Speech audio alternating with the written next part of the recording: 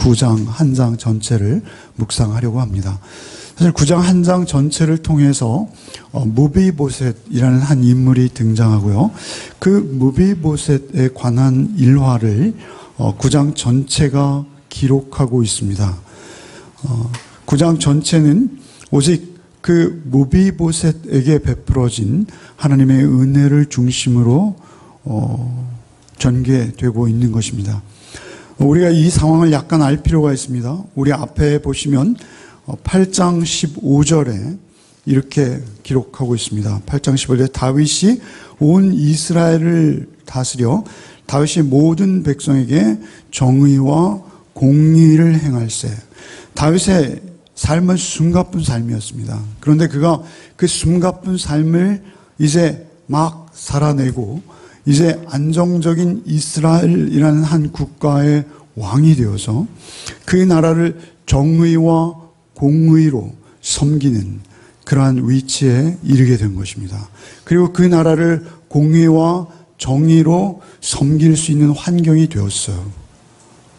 그래서 북이스라엘 또 남유다 다 합해서 다윗에게 기름을 부었고요. 예루살렘을 차지했고요. 거기를 시온성 다윗성이라 이름하고요. 하나님의 언약궤를 그곳으로 옮겼고요. 그리고 이제 모든 분위기와 조건이 성숙해 가고 있었습니다. 그래서 하나님의 공의와 정의로 그 나라를 섬기기 시작한 것이죠. 그리고 바로 무비보셋 사건이 기록하는 것입니다. 그러니까 하나님의 공의와 정의가 실현되는 나라의 성격을 가장 잘 나타내주는 대변하는 그러한 한 인물이요. 또 다윗의 어떤 정치적 행위이기도 한 것입니다. 그러한 정치적 행위를 통해서 사실은 우리 개인의 삶 속에서 하나님께서 바라시는 뜻을 우리가 이 시간 좀 알기를 원합니다. 벌써 좀 지루할 것 같은 예상이 드시죠? 죄송합니다. 지난주에 정재홍 선교사님이 오셔서 말씀을 대신해 주시기 때문에 제가 너무 좋았습니다. 그래서 한 주간 말씀 부담이 없이 굉장히 행복하게 쉬었습니다. 그리고 9시 예배를 드려야 되는데 9시 예배는 정재홍 선교사님한테 부탁을 못 드렸어요. 사실은 너무 건강이 좀 불안하셔서. 그래서 9시 예배는 제가 인도를 해야 되는데 그래서 그냥 본문을 간단히 읽고 제 생각을 막 이야기했습니다. 힘주어서 얘기했습니다. 그리고 금요일 날 저와 함께 공부하는 청년이 있습니다. 성경 공부하는 청년이 있는데 그 성경 공부 청년이 이런 얘기를 하는 거예요. 목사님 건의 있습니다. 무엇인데요? 제가 100% 수용하겠습니다. 그랬더니 그 청년 말씀이 목사님 그냥 설교하시는데요. 좀 하고 싶은 말을 좀 해주세요. 사실은 그날 본문만 읽고 제가 하고 싶은 이야기를 했거든요. 너무 좋대요. 그래서 하고 싶은 얘기하는 게 더 은혜가 됩니다. 그래서 저 카메라 좀 치우시고 카메라 찍지 마시고 그냥 하고 싶은 얘기를 마음대로 하시면 그게 훨씬 말씀의 은혜가 됩니다. 이러는 거예요. 그래서 야, 참, 이건 나를 격려해 주는 게 아니라 나에게 힘을 빼는 거다. 이렇게 여기면서, 예, 알겠습니다. 앞으로는 좀 시정하도록 노력하겠습니다. 그리고 났는데 집에 오니까, 집에 우리 집은 남자 2명, 여자 2명이잖아요. 근데 그 중에 저희 배우자가 아닌 여성분이 한 분 계십니다. 근데 그분이 똑같은 말을 하시는 거예요. 그래서, 아빠, 지난주 9시 예배처럼 매주 설교하시면 안 됩니까? 이런 얘기를 하는 거예요. 그래서 제가 굉장히 충격을 먹었습니다. 그리고, 내가 설교가 너무 지루하고 딱딱하구나. 그래서 하나님 말씀만 하는 것은 결코, 잘하는 짓이 아닌 거 아닌가? 이런 회의를 가질 뻔 했어요. 근데 오늘도 사실은 그래서 제가 너무 미안해가지고 그분들에게 양해를 구하면서 9시 예배를 시작했는데 9시 예배는 역시 오늘 말씀 자체가 평이합니다. 평이하지만 사실은 성경 전체의 가장 핵심 진리를 담고 있습니다. 그래서 매일 듣는 똑같은 말씀이에요. 그런데 그 말씀이 이 한 사건, 사실 성경이 한 장 전체를 통해서 이 한 사건만을 말하고 있는 이유는 무엇일까요? 그만큼 중요하다는 것입니다. 그래서 늘 들어오던 그 얘기라는 것입니다. 그렇지만 사실은 그 이야기가 우리에게 가장 중요하고 듣고 또 들어야 할 이야기고 그 이야기만 우리에게 힘이 되고 소망이 되는 것입니다. 그런데 그래서 오늘 아침에 또 했더니 역시 지루하신지 집중을 못 하시는 모습을 배웠습니다. 그리고 또한 우리 집에 있는 그 여성분 말고 또 다른 한 여성분께서도 저에게 너무 말씀으로만 이어지니까 그걸 다 알아듣는 사람은 없을 것 같아요. 저도 못 알아듣겠어요. 라는 컴플레인을 들었습니다. 그래서 제가 야 이거 정말 심각하구나 그걸 느끼면서 또다시 그렇게 할 수밖에 없는 저를 용서해 주시고요. 이 시간들을 통해서 사실은 이 본문이 9장 한 장 전체를 할애하셔서 하나님께서 우리에게 하시고자 하는 말씀 무엇일까?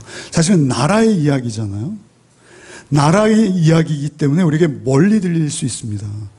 다윗의 나라와 사울의 나라가 교대되는 거거든요.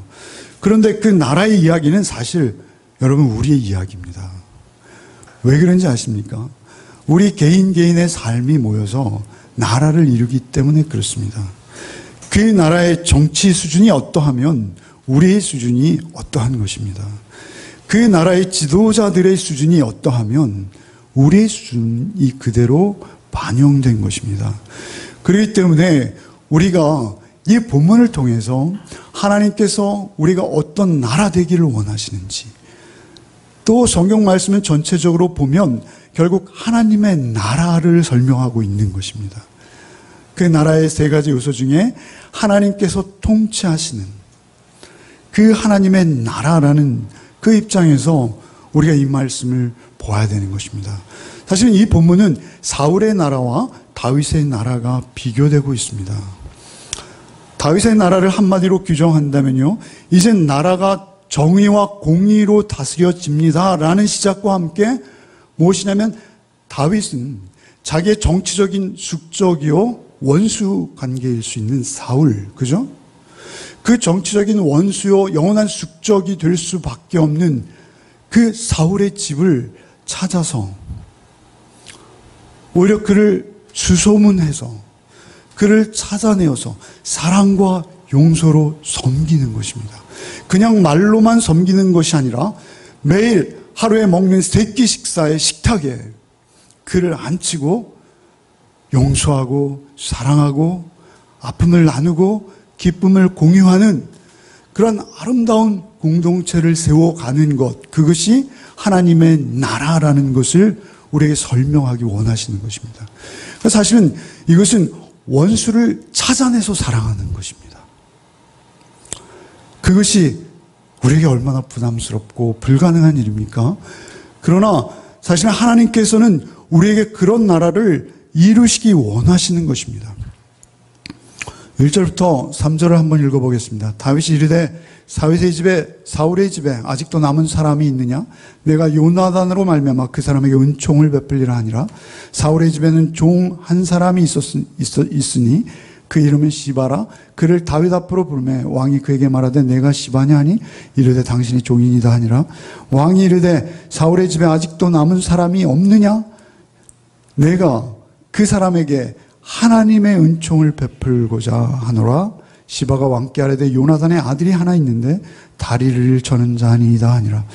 사실은 그러한 사울의 왕가가 다윗을 그렇게 죽이려고 그렇게 붙쫓았지만 다윗은 사울을 미워하거나 그 원수를 갚으려 하지 않습니다. 우리는 지금까지 살펴온 바이죠. 그죠? 다윗은 심지어 사울이 죽었을 때 노래를 지어서 그 슬픔을 표현하고 백성들이 다 공유하도록 하고 정말 슬퍼했습니다. 그리고 요나단과는 맹약한 바가 있기 때문에, 그리고 더군다나 요나단은 다윗 사랑하기를 인간의 경지를 초월한 사랑으로 다윗을 사랑했지 않습니까? 그 은총을 기억하고 그리고 그 은총을 그 후손에게 베풀겠다라고 하는 것입니다. 4절에 왕이 그에게 말하되 그가 어디 있느냐 하니 시바가 왕께 이르되 로드발 암미엘의 아들 마길의 집에 있나이다 하니라. 다윗이 왕을 보내매 왕이 사람을 보내어 로드발 암미엘의 아들 마길의 집에서 그를 데려오니. 로드발 암미엘의 아들 마길이라는 이름이 두 번이나 강조되고 있습니다. 사실은 요나단의 아들 무비보셋을 보호하고 그에게 음식과 의복을 제공하고 그가 평안한 삶을 살 수 있도록 해주는 것은 다윗 정권에 밉보일 수 있는 일이죠. 그럼에도 불구하고 로드발의 암미엘의 아들 마길은 그 시류에 편승하지 않고 오히려 그 무비보셋을 보호하고 지켜줍니다. 사실 이 마길이라는 인물이 이렇게 두 번이나 그 가문까지 똑같은 말을 반복해서 소개되는 이유는 그가 나중에 압살롬의 반역으로 쫓겨가는 다윗 코너에 몰려서 이제 다윗은 정말 생명의 경각에 달려있는 그때 다윗을 보호해 줍니다. 그것은 무엇이냐면 다윗이 무자비한 압제자로서의 왕인 줄 알았는데 그게 아니다는 것을 알게 되었고, 그리고 그가 어려움에 처하자 기꺼이 그 위험을 감수하고 다윗을 보호해주는 의인이죠. 그래서 성경은 그를 두 번씩이나 이름과 가문까지 정중하게 소개하고 있는 것입니다. 그래서 로드발 암미엘의 아들 마길의 집에서 그를 데려오니 사울의 손자 요나단의 아들 무비보셋이 다윗에게 나와 그 앞에 엎드려 절하매 다윗이 이르되 무비보셋이여 하니 그가 이르기를 보소서 당신의 종이니이다. 다윗이 그에게 이르되 무서워하지 말라. 내가 반드시 내 아버지 요나단으로 말미암아 내게 은총을 베풀리라. 내가 내 할아버지 사울의 모든 밭을 다 내게 도로 주겠고 또 너는 항상 내 상에서 떡을 먹을지니라 하니 그가 절하여 이르되 이 종이 무엇이기에 왕께서 죽은 개 같은 나를 돌아보시나이까 하니라. 사실 이 사건은 우리가 사실은 두고두고 우리가 잊지 말아야 할 사건입니다. 우리 개인의 삶과 우리의 삶을 바라보는 태도, 그리고 그 삶을 속에서 우리가 선택하고 또 행할 모든 일들에 관한 가장 중요한 방향과 지표를 우리에게 보여주는 그러한 모습이기 때문에 그렇습니다. 중요한 것은 한번 여러분 상상해 보십시오. 왕궁입니다.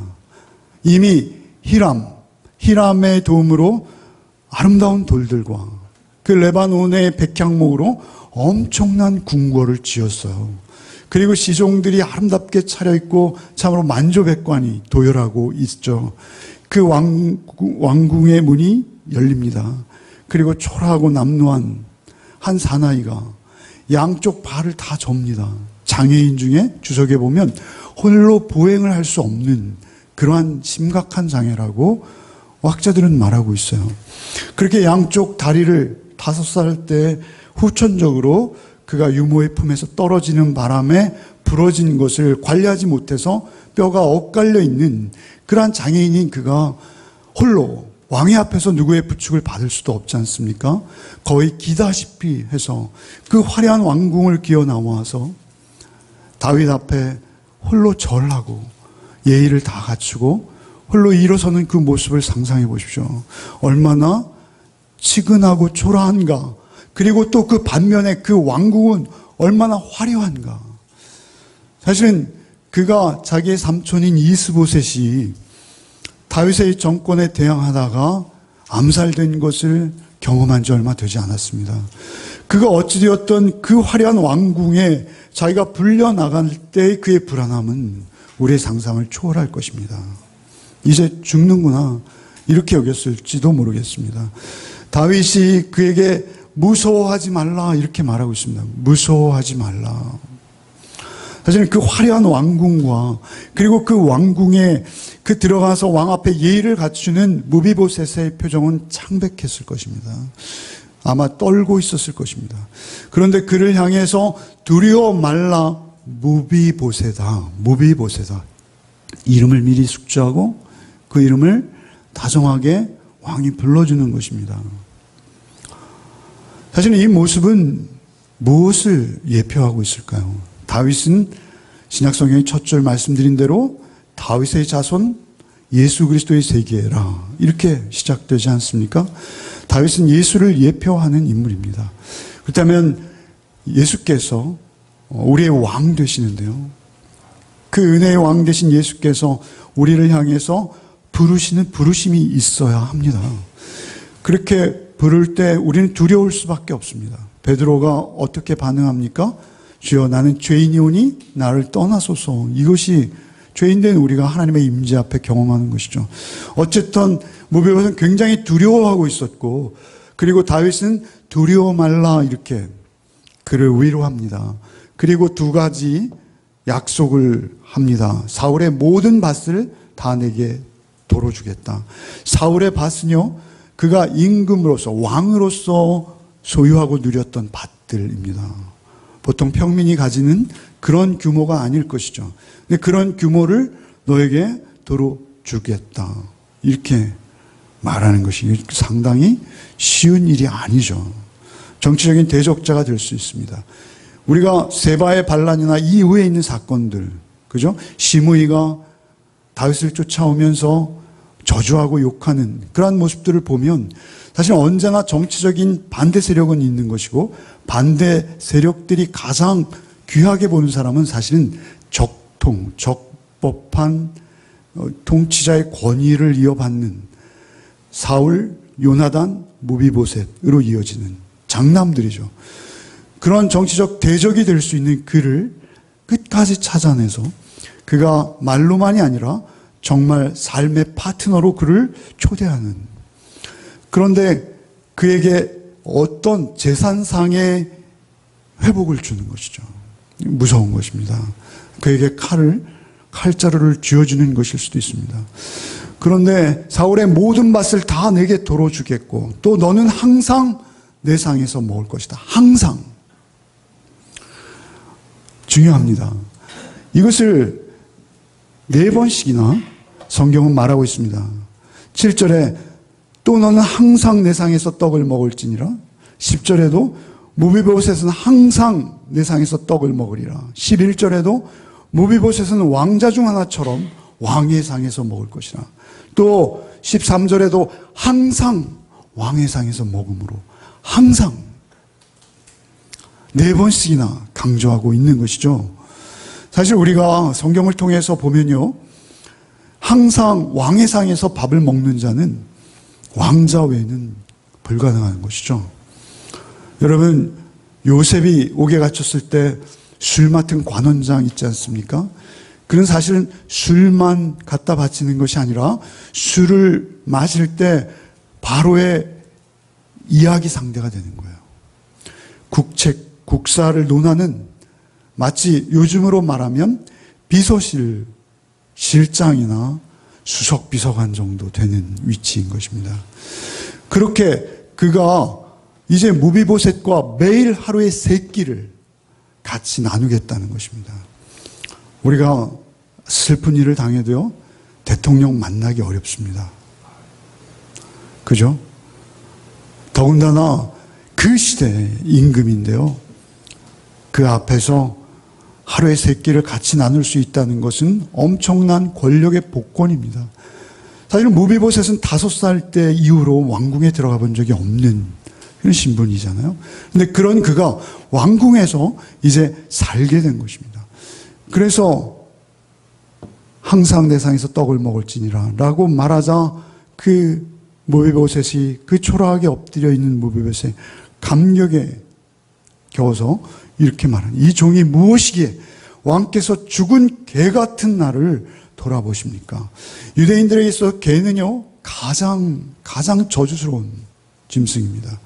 그런데 그 이방인이나 심각한 죄인을 개에 비유하는 대목이 성경에 많습니다. 그런데 그 개 중에서도 죽은 개 같은 나, 정말 무익하죠. 처치곤란입니다. 그런 나를 왕께서 이 종이 무엇이기에 돌아보시고 이렇게 당신의 상에 초대하시고 나에게 이런 것을 주십니까? 라고 감격해하고 있는 모습을 오늘 본문에서 우리는 볼 수 있는 것입니다. 오늘 특별히 우리가 말씀을 나누기 원하는데요. 말씀을 나눌 때 두 가지 입장을 다 생각하셔야 합니다. 무엇이냐면 우리는 사실은 무비보셋입니다. 우리는 무비보셋. 우리가 무비보셋의 입장에 서지 않고 하나님의 임재 가운데 나갈 수 있는 길이 없습니다. 우리는 무비보셋이면서요, 동시에 다윗의 삶을 지향하는 것입니다. 그리스도인은 누구냐? 그리스도인은요, 너무 어려워져서 죄송합니다만, 무비보셋의 입장에서 다윗의 삶을 지향하는 게 그리스도인입니다. 나라는 존재의 의미는요, 사실 무비보셋 이상이 아닙니다. 그럼에도 불구하고 우리는 다윗과 같은 삶을 살아내기를 소원하는 자들입니다. 그때 하나님께서 우리에게 은혜를 주셔서 우리가 하나님의 은혜의 도구로 사용하시는 것이 성경의 내용입니다. 근데 중요한 것은, 여기서 가장 중요한 것은 무엇입니까? 소위 말하는 이 은총입니다. 여기 3번이나 등장하는데요. 요나단으로 말미암아 그 사람에게 은총을 베풀리라 1절에 시작되고요. 3절에 내가 그 사람에게 하나님의 은총을 베풀고자 한다. 그리고 7절에 뭐라 합니까? 요나단으로 말미암아 내가 은총을 베풀리라. 그런데 중요한 것은 하나님의 은총을 베풀려고 하는 것이죠. 이것은 원어 성경에 보면 헤세드 엘로힘 이렇게 기록되어 있습니다. 하나님만 가지는 은총입니다. 하나님의 은총입니다. 인간의 은총이 아니에요. 하나님의 은총을 어떻게 인간이 소유할 수 있고 베풀 수 있을까요? 불가능한 것입니다. 그런데 다윗이 감히 하나님의 은총을 내가 무비보셋에게 베풀기 원한다, 이렇게 선언하고 있는 것이죠. 그러나 우리가 하나님의 은총일지라도 우리가 그 은총을 베풀 수 있는 길이 있습니다. 그것은 무엇입니까? 그 하나님의 은총 앞에 오롯이 우리가 그 은총을 믿고 확신하는 자로 서 있을 때 우리는 다소라도 그 하나님의 은총을 베풀 수 있는 것입니다. 다윗은 하나님의 은총을 알고 있어요. 헤세드라는 단어는요, 성경에 구약 성경에만 240번이나 등장하는 단어인데요, 은혜, 자비, 인자, 긍휼, 여러 가지 단어로 해석되고 있습니다. 그러나 사실은 신약에서 히브리어의 헤세드와 가장 비교할 수 있는, 견줄 수 있는 단어는 아가페라는 단어입니다. 그래서 많은 학자들이 헤세드와 비교할 수 있는 단어는 아가페로 여기고, 우리 구약 성경, 히브리어를 헬라어로 번역한 70인용, 여러분 잘 아는 LXX라는 그 성경에 이 헤세드는 아가페로 번역되는 단어이기도 합니다. 사랑이라는 단어가 참 좋지 않습니까? 그런데 그 사랑은, 우리는 이 땅에 많은 사랑이 있어요. 연인들은 서로 사랑해달라고 안달을 하죠. 그러나 그러한 사랑이 아니라 하나님의 은총이라는 것입니다. 그래서 하나님의 사랑입니다. 그 아들을 주시기까지 사랑하신 사랑인데요, 그건 우리의 이성과 우리의 지혜로는 알 수 없는 그런 사랑입니다. 그 사랑은 오직 성령의 도우심으로 십자가의 예수를 바라보고 성령의 도우심으로 그 예수가 나의 구원자가 될 때만 경험할 수 있는 사랑인데요, 사실은 그 하나님의 은총을 베풀리라, 이렇게 지금 말하고 있는 것입니다. 성경은요, 신명기 7장 7절로 8절을 제가 한번 읽어드리겠습니다. 여호와께서 너희를 기뻐하시고 너희를 택하심은 너희가 다른 민족보다 수요가 많고 많은 연고가 아니라 너희는 모든 민족 중에 가장 적으니라. 여호와께서 다만 너희를 사랑하심으로 인하여, 이 사랑이 헤세드입니다. 사랑으로 번역된 것이죠. 여호와께서 너희를 사랑하심으로 인하여, 또는 너희 열조에게 하신 맹세를 지키려 하심으로 인하여 자기의 권능의 손으로 너희를 인도하여 내되 너희를 그 종되었던 집에서 애굽 왕 바레의 손에서 속량하셨나니, 속량이라는 단어는요, 예수 십자가가 나올 때 동반되는 단어입니다. 우리의 죄값을 대신 치른다는 것입니다. 속량하여서 애굽으로부터 우리를 구원해 내셨다. 그것은 사랑하기 때문이다라고 하나님께서 말씀하시는데요. 이 사랑은 우리가 말하는 사랑, 우리가 세상에서 소위 누리고 있고 또 접하고 있는 그러한 사랑과 다른 것은 무엇이냐면요.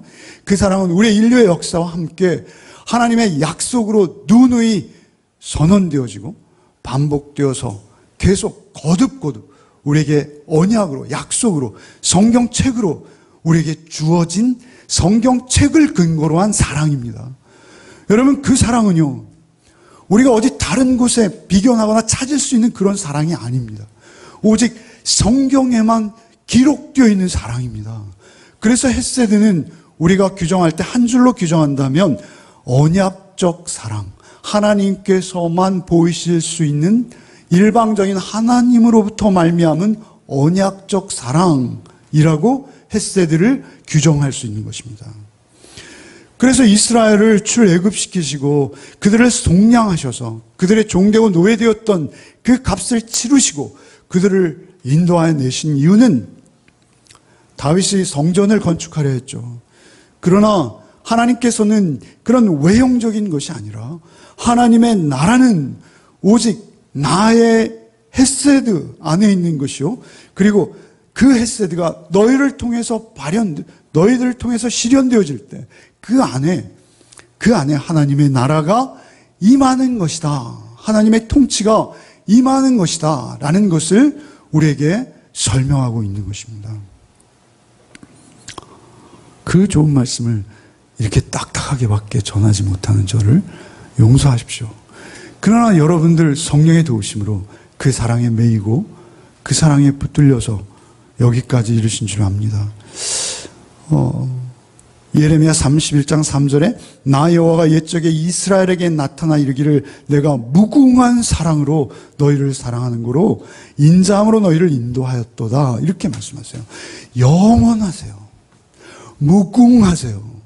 그 사랑의 깊이와 너비와 높이를 우리는 측량할 수 없어요. 인류의 역사를 통해서 영원하시고 넓고 우리에게까지 흘러온 그 사랑, 로마서 9장 13절에 기록된 바 내가 야곱은 사랑하고 에서는 미워하였다 하신 것 같으니라. 야곱 얼마나 간교하고 사람을 속이기를 밥 먹듯 하는 그러한 자입니까? 그러나 너 지렁이 같은 야곱아 라고 심지어는 하나님께서 야곱을 부르셨습니다. 그런데도 하나님 사랑하세요. 야곱도 결국 환도뼈를 쳐서 다리를 저는 자가 되었죠. 절뚝발이가 되었습니다. 모비보셋과 같은. 우리는 영적 절뚝발입니다. 우리 영적 소경이고요. 우리는 영적인 문둥병입니다.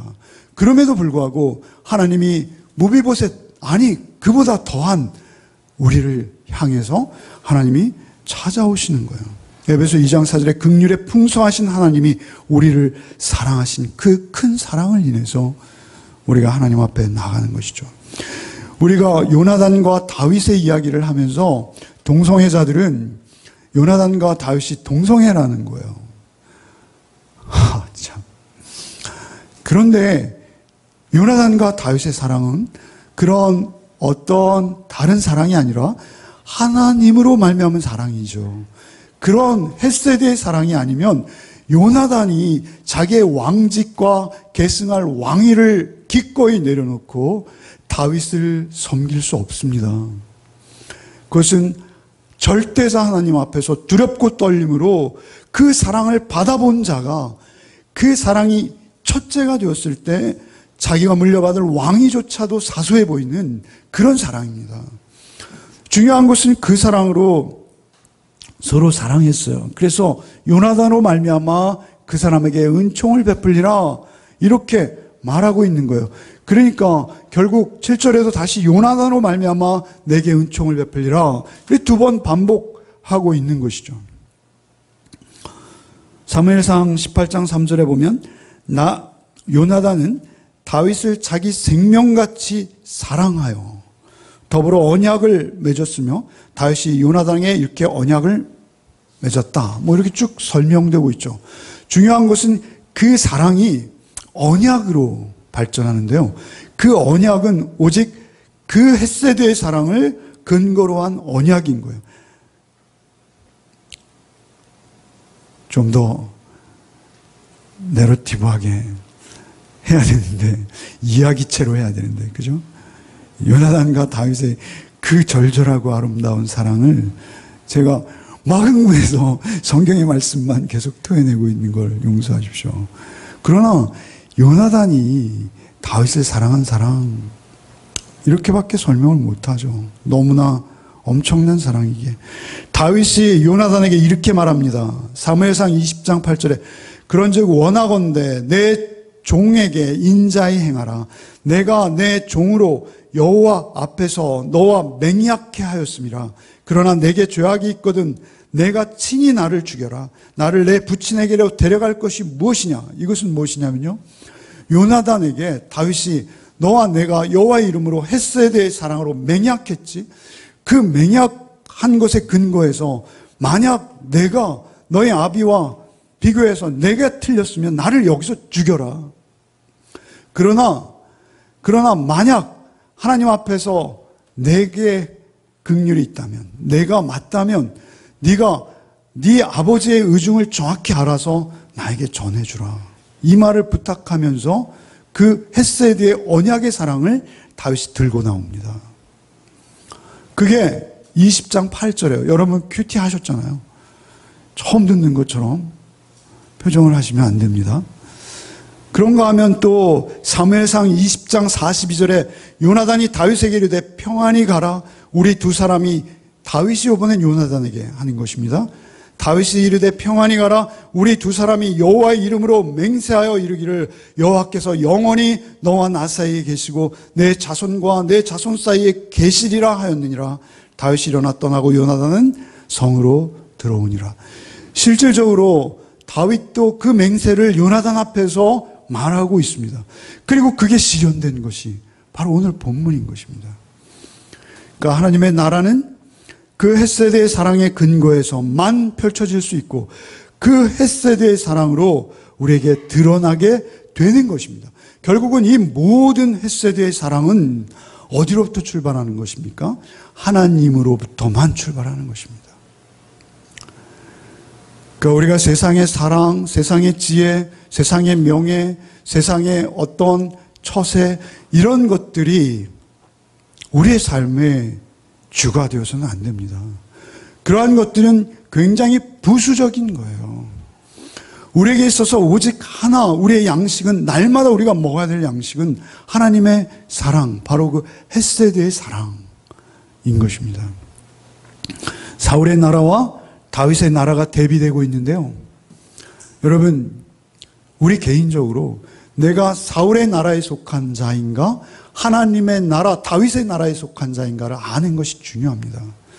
여러분, 사울의 나라와 지금 다윗의 나라가 격돌하고 있는 거예요. 여기에 보시면 사울의 손자 요나단의 아들 무비보셋이 다윗에게 나와 그 앞에 엎드려 절하매, 무비보셋이 나와 그 앞에 엎드려 절하매 하지 않고 사울의 손자 요나단의 아들 무비보셋이 나와 그 앞에 엎드려 절하매 라고 하는 이유는 무엇입니까? 사울의 이름을 굳이 끌어들이는 이유는 무엇이죠? 사울의 나라와 다윗의 나라가 비교되고 있고 그 사울의 나라와 다윗의 나라가 격돌하고 있는 거예요.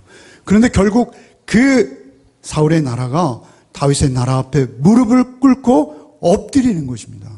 여러분, 사울의 나라를 기억하시죠? 사울의 나라는 어떤 나라죠? 사울의 부하들을 한번 생각해 보십시오. 사울의 부하들은 어떤 자들이죠? 사울의 소위 말하면 요즘 말로 하면 농수산부 장관일까요? 도액이라는 자 있지 않습니까? 목자장, 사울의 목자장이라는 것은 사울의 모든 짐승의 소유와 목자들의 우두머리라는 것입니다. 그 목자장을 에돔 사람을 임명했어요. 그런데 그가 도액이라는 자인데 그가 단지 굶주린 다윗에게 진설병과 골리앗의 칼을 제공했다는 이유로 제사장 85명을 그 앞에서 칼로 쳐 죽입니다. 그게 사울의 부하인 거예요. 사울의 부하들을 보십시오. 뭘 하고 있습니까? 군사 3,000명이 그 의로운 다윗을 죽이겠다고 쫓아다니는 그 일을 행하는 게 사울의 나라입니다. 얼마나 잔인한 자들입니까? 그런가 하면 사울이 마지막 패전에 나갔을 때 사울의 왕관과 그 팔찌를 가지고 온 자는 사울의 용병입니다. 아말렉이에요. 진멸하라고 했던 아말렉이 사실은 그 용병으로 동원된 것이죠. 결국 사울의 수하에 있던 그들의 모습이 하나하나 드러나는 것이죠. 그런가 하면 사울의 아들 이스보셋이 망명정부를 세웠을 때 그를 암살하는 자들이 누구입니까? 그들이 베냐민 지파입니다. 그들은 이스보셋의 그냥 평범한 군사가 아니라 군장이었다라고 소개하고 있습니다. 군대 장관이었다는 것입니다. 그들이 구테타를 일으킨 것입니다. 그들이 어찌하든 자기 일신의 출세를 위해서 자신의 주군인 이스보셋을 칼로 찔러 죽이고 그 목을 베어서 다윗 앞에 가지고 온 것입니다. 그게 사울의 나라예요. 그게 사울의 졸개들인 거예요. 그래서 오늘 이 바로 9장 앞에 8장 15절 한번 보십시오. 15절에 다윗이 모든 백성에게 정의와 공의를 행할세 스루의 아들 요압은 군대 장관이 되고 여호사밧은 사관이라는 건 역사를 기록하는 자죠. 그런가 하면 아히두베의 아들 아비아달의 아들 아히멜렉이 제사장, 서기관, 스라야는 서기관은 요즘으로 하면 총리 같은 겁니다. 블레셋 사람을 관할하는 분하야, 그리고 대신들의 명단이 소개되고 있는 거예요. 그들은 사울의 수하들과는 비교할 수 없을 만큼 하나님 앞에 그래도 바르게 살기 위한 모습들을 가지고 있는 자들인 것입니다. 그러니까 우리가 내가 하나님의 나라의 졸개인가 사단의 나라의 종노릇하고 있는가가 사실은 이 9장 말씀 속에서 우리에게 드러나고 있는 거예요. 결국 우리는 사단의 종노릇하던 자들입니다. 저를 포함해서요. 다 무비보셋이에요. 우리는 다 무비보셋. 그런데 하나님께서 은혜로 우리를 찾아오시는 거예요. 일방적으로 수소문하시고 와서 두려워 말라. 내가 너를 회복시키는데 내 상에서 내가 먹고 마시리라. 그게 하나님의 나라입니다. 예수께서 우리의 왕이 되시고요. 예수께서 예수 자신의 식탁으로 우리를 부르시는 것입니다. 말씀이 육신이 되어서 오신 예수가 우리에게 떡을 주시는 거예요. 사람이 떡으로만 사는 것이 아니요 하나님의 말씀으로 사는 것이기 때문에 우리가 사실은 주일날 점심 한 끼씩을 나누죠. 그러나 그 점심 한 끼 나누는 것으로 여러분 우리가 한 공동체 이룰 수 없습니다. 우리가 한 공동체를 이룬다는 것은 무엇입니까? 말씀에 순종하며 매일 먹는 그 말씀이 여러분의 양식 될 때만 우리가 한 공동체에 속하는 것입니다. 여러분 큐티 안 하시면 우리 공동체 될 수 없다는 것입니다. 한 상에서 떡을 떼는 게 공동체의 모습입니다. 말씀이 여러분의 삶의 1번이 되십시오. 그리고 말씀만이 여러분을 인도하도록 말씀에 여러분을 의탁하십시오. 그때 여러분이 다윗의 나라에 서게 되는 것입니다. 우리는 다 사울의 나라에 속한 자였으나 하나님께서 우리를 찾아오셔서 우리를 다윗의 나라로 옮겨주시는 것이 성경의 이야기인 것입니다. 그래서 예수께서는 자기의 몸을 심지어 떡이다 하고 우리에게 떼어주시는 거예요. 그래서 우리가 잘 아는 가나안 여인이 있지 않습니까? 그 가나안 여인이 어떻게 말하고 있습니까? 여자가 가로되 주여 올소이다마는 개들도 제 주인의 상에서 떨어지는 부스러기를 먹나이다. 사실은 무비보셋은 개가 아니라 죽은 개라고 자신을 표현하고 있어요. 우리는 에베소 2장 말씀처럼 죽었던 자들이에요. 죽었던 자들인데 우리에게 찾아오셔서 은총을 베푸시는 그 하나님의 은혜로 우리는 예수가 우리의 왕이 되시는 거예요. 그래서 그 예수 앞에 무릎 꿇고 빌립보서 2장 9절 이러므로 하나님이 그를 지극히 높여 모든 이름 위에 뛰어난 이름을 주사 하늘에 있는 자들과 땅에 있는 자들과 땅 아래에 있는 자들 모든 무릎을 예수의 이름에 꿇게 하시고 그 입으로 예수 그리스도를 주라 시인하여 하나님 아버지께 영광을 돌리게 하셨느니라. 그러니까 예수가 우리의 왕이 될 때, 그 십자가 지신 예수가 우리의 왕이 될 때 그 은혜와 은총을 여러분의 삶 속에 다소간이라도 실현할 수 있는 거예요. 세상의 얄팍한 꾀와 세상의 어떤 것으로 여러분 배부를 수 없습니다. 정말 말하기 싫지만 요즘 우리 사법부의 모습을 보십시오. 그 검찰의 최우두머리나 또는 비서실에 있는 그런 분들이 그 100억이 넘는 뇌물을 받으면 배가 불렀을까요? 그거 받으면 이제 나는 충분하다 여겼을까요?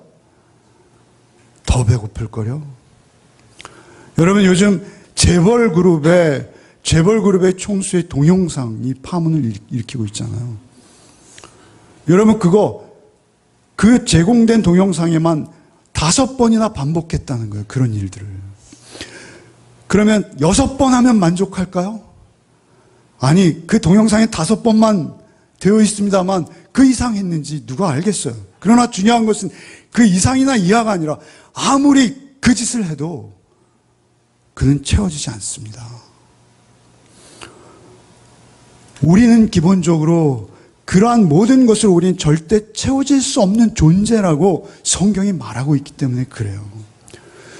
우리가 채워질 수 있는 건 오직 그 하나님의 사랑으로만 채워질 수 있습니다. 우리가 채워질 수 있는 것은 우리의 삶이 여러분의 감사가 되고 기쁨이 되고 은혜가 되고 은총이 되는 길은 오직 그 예수의 사랑이 여러분에게 부은 바 되어져야만 합니다. 그럴 때 그 사랑을 먹고 마시고 그 사랑을 나누는 것이에요. 저는 한솥이라는 말을 굉장히 좋아해요. 한솥. 여러분 한솥밥 먹는 거예요. 한솥밥은 뭐예요? 성경 어디를 보든지 그곳에서 예수의 사랑과 하나님의 은혜, 은총을 입는 거예요. 그 삶을 반복하시는 거예요. 그때 우리의 삶에서 그 은총이 흐르게 될 줄 믿습니다. 요나단을 통해서 그 약속의 때를 보여주시고 요나단을 통해서 그에게 사실은 그 약속이 실현되도록 하신 하나님께서 우리에게 더 큰 약속을 주셨잖아요. 예수 그리스도를 통해서 주신 약속이 있습니다. 그 피의 약속을 이런 약속도 실현시키신 하나님께서 그 피의 약속을 반드시 이루어질 줄 믿습니다. 그것이 우리의 신앙인 것입니다. 누가복음 22장 30절에 너희로 내 나라에 있어 내 상에 먹고 마시며 주님께서 그렇게 초대하시죠. 누가복음 13장 29절에 사람들이 동서남북으로부터 와서 하나님 나라 잔치에 참석하리니 그 잔치에 참석하는 자는 누구입니까? 계시록에 가면 결국 어린 양 되시는 예수 그리스도의 살과 피를 먹고 마신 자들이 그 어린 양과 혼인잔치를 벌이며 한 상에서 먹고 마시는 것입니다. 그것이 결국 성경의 전부예요. 사실 여러분이 사무엘 하 9장을 읽을 때도 여러분은 그 은혜를 맡으셔야 되고요. 그 은혜 안에 내가 있음을 감사하셔야 되고요. 그 은혜 안에 있음으로 하나님의 그 약속이 반드시 실현되어 질 것을 확신하는 은혜가 여러분에게 있어야 될 줄 믿습니다. 여러분, 우리 다 은혜예요, 사실은. 아침에 눈을 뜨는 것도 은혜입니다. 그렇지 않습니까? 우리가 하루에 일과를 마치고 저녁에 집에 와서 부모님과 또는 우리 배우자와 함께 한 식탁에 한 상에 둘러앉는 것, 그거보다 더 큰 은혜도 없죠. 병원에 가보니까 조그만 아이들, 초등학교도 입학하지 않은 아이들이 링거를 꽂고 다니는 아이들이 여럿 있더라고요. 누가 거기에 가고 싶어서 가는 사람이 있겠어요? 우리가 그저 건강하게 하루하루를 지내는 거 은혜입니다. 내가 열심히 운동해서 교만입니다. 하나님께서 우리에게 다 주신 거예요. 그러나 그 모든 은혜를 초월하는 은혜가 있어요. 그 모든 은혜가 소중하지 않다는 것이 아니라 그 은혜와는 비교할 수도 없는 은혜가 있어요. 그것이 바로 예수께서 우리에게 전해주신 사랑, 그 헤세드입니다. 그 헤세드의 사랑이 여러분에게 넘치셔야 할 것입니다. 오직 원수되었던 나를 용서하시고 나를 예수 알게 하시고 나를 위해 화목 제물 대신 예수를 통해서 하나님의 가족으로 초대하시고 한 소대에서 한 밥상 공동체를 이루게 하신 것에 우리는 끊임없이 감사하며 여러분 그 감사를 나누셔야 돼요. 큐티방은 뭐 하는 곳입니까? 그 한솥밥을 나누는 것입니다. 여러분의 제공되어진 그 밥을 맛있게 드시고 그 밥의 맛을 여러분 서로 나누는 곳입니다. 그것이 좀 풍성해졌으면 좋겠어요. 풍성해지기를 소원합니다. 네. 뭐 다 자신이 없으세요. 중요한 것은 우리가 그렇게 한 상에 늘 마주하는 기쁨으로 매일 말씀의 떡을 떼고 교제를 나눌 때 우리가 진정한 하나님 앞에서의 공동체가 되는 것입니다. 그 안에서 오직 하나님의 사랑을 날마다 찾고 그 헷세대의 사랑을 고백하는 은혜가 저와 여러분에게 있기를 바랍니다. 310장 찬송가 부르고 마치겠습니다.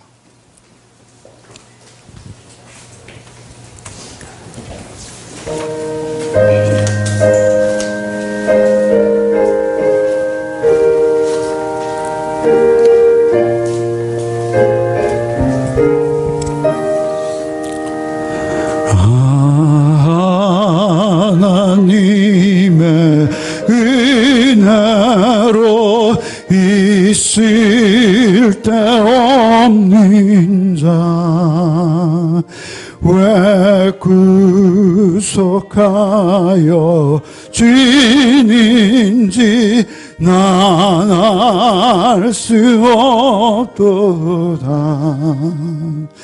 내가 믿고 또 의지함이 내 모든 형편 아시는 주님 늘 보아주실 것을 나는 확실히 아나. 왜 내게 굳세 믿음과 또 복음 주셔서 내 마음이 항상 변한지 난 알 수 없도다. 내가 믿고 또 의지함을 내 모든 형편 아시는 주님 늘 보아주실 것을 나는 확실히 아나. 왜 내게 성령 주셔서 내 마음 감동해 주 예수 믿게 아닌지 난 알 수 없도다. 내가 믿고 또 의지함이 내 모든 형편 아시는 주님 늘 보아주실 것을 나는 확실히 아나. 주 언제 강림하실지 혹 밤에 혹 낮에 또 주님 만날 그곳도 난 알 수 없도다. 내가 믿고 또 의지함을 내 모든 형편 아시는 주님 늘 보여주실 것을 나는 확실히 아나.